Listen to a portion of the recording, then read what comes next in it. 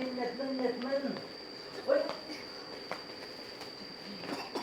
Ôi trời, ôi trời, ôi trời, Chí Nha nè. Nha ơi. Ôi giời, đẹp trai thế nhỉ. Đội này nè, đội này. Đội này nè. Ôi ơi, đẹp thế nhỉ.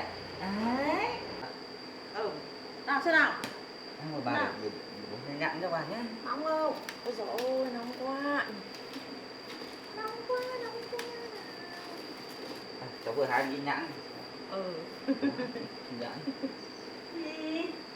Nhật Minh ăn Ý, nhãn luôn. ôi quần áo rách hết rồi. Trời ơi, quần áo rách hết rồi. Chi.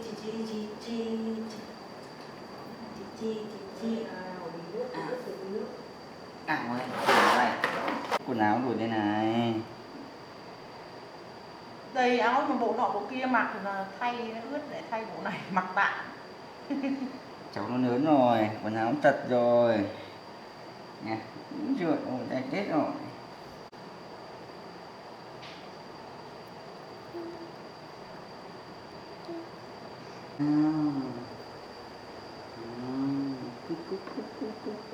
Được, bố đi tìm việc, kiếm việc để bố làm thế để lấy tiền mua quần áo nhá.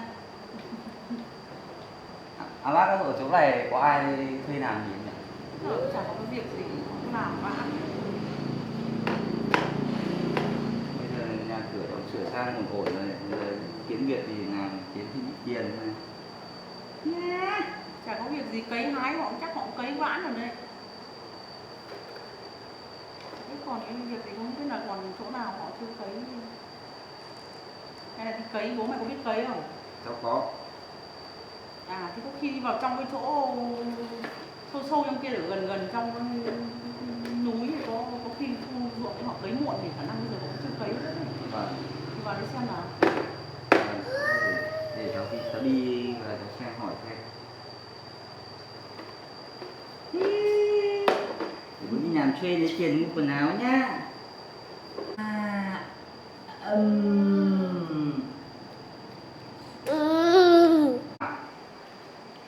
Nhật Minh, mang miếng nào nhé. Mang. Mợ nhòn thế nhỉ. Nhà chơi với bà nhé, để bố đi tìm việc làm nhá.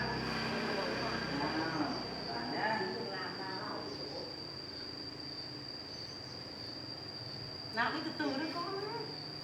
Đi kiểu gì để chờ ba đi nào. Cho bố đi cái bye bố đi. Bye nào. Bye bố đi bye. Bye nào. Bye đi con. Bye nào. Bye bố đi. Bye nào. Bye bố đi. Bye. Bye nha. Bye bố đi làm nhá. Nhà với bà nhá. Bye được rồi.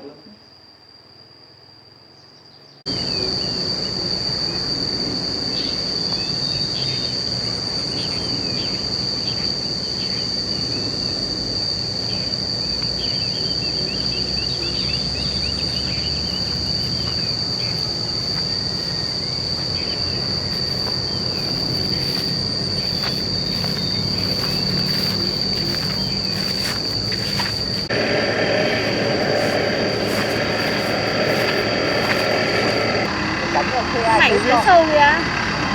Rồi mảnh dưới sâu đấy bây giờ ai ta thuê, ai ta cấy cho, thuê giờ khó lắm. Thế họ cấy xong hết rồi, còn cái mảnh đấy nhưng mà nó sâu, thuê người khó lắm, không ai được ai nữa đâu. Bây giờ họ vào dặn lúa làm cỏ rồi ai người ta đi cấy thuê nữa.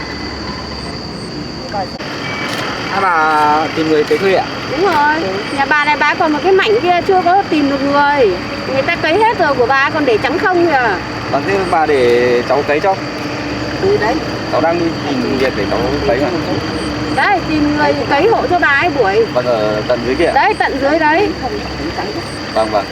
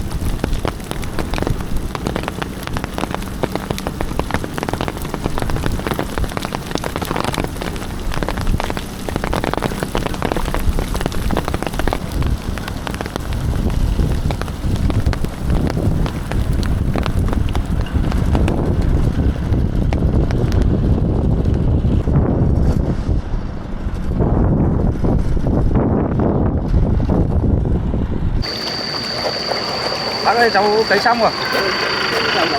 Vâng vâng, đây cháu.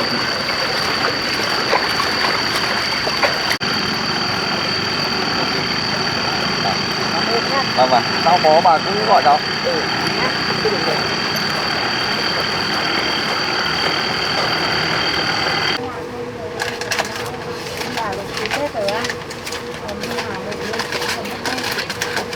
Cái nhà chồng, tưởng nhà chồng nó kinh tế khá lắm. Khá lắm thì cũng vẫn phải gần vậy. Đi xem thì không nào. Em xem bộ quần áo nhé chị nhé. Hai vợ chồng để đi chở vợ hai vợ chồng đi xe rồi. Không biết bị tên lại. Bị test.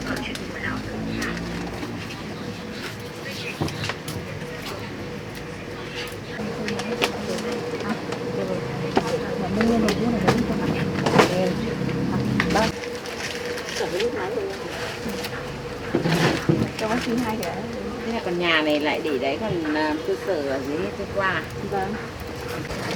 Để chồng đây qua. Chị ơi, cái áo này bao tiền đấy chị ạ? Nguyên áo à? Vâng. 30.000 em. Thoải mái.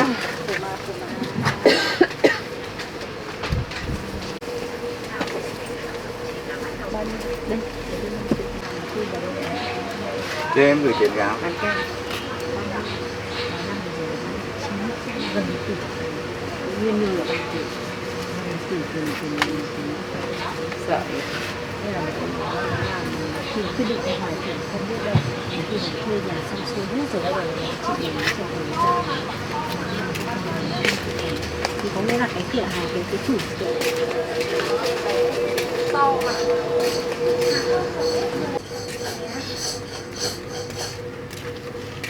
Chị em xem cái quần.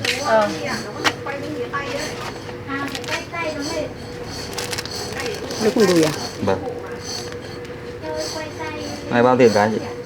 Em mua nhiều hay mua ít, mua cả chục hay mua lẻ mấy cái? Em mua một đôi. Một đôi à? Hai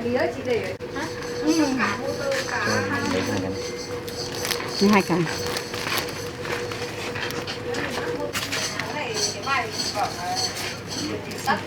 Nhiều à? Nhà mai dùng nhiều đấy. Những cái gì mà nhiều đấy thấy là có kiểu à?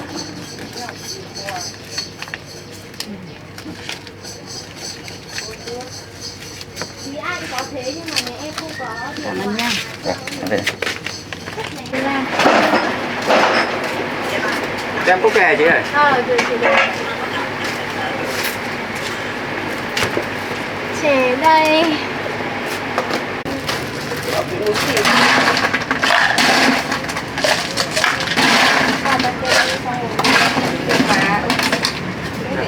Em lấy chắc thì phát ra ngoài.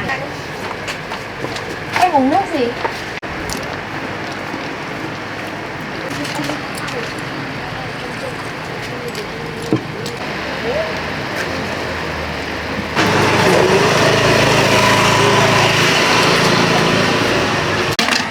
Em ăn lên đen à?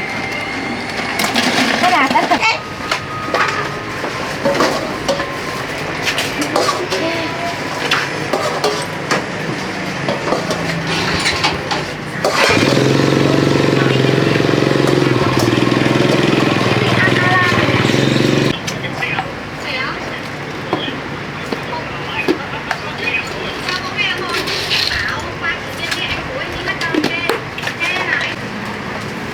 Chị em gửi tiền. Ừ.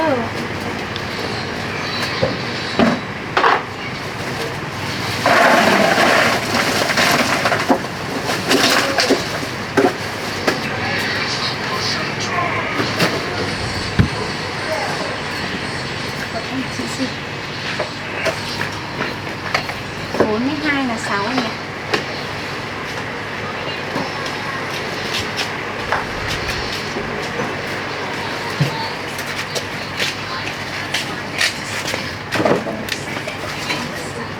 Chinh quân ăn ấy đi.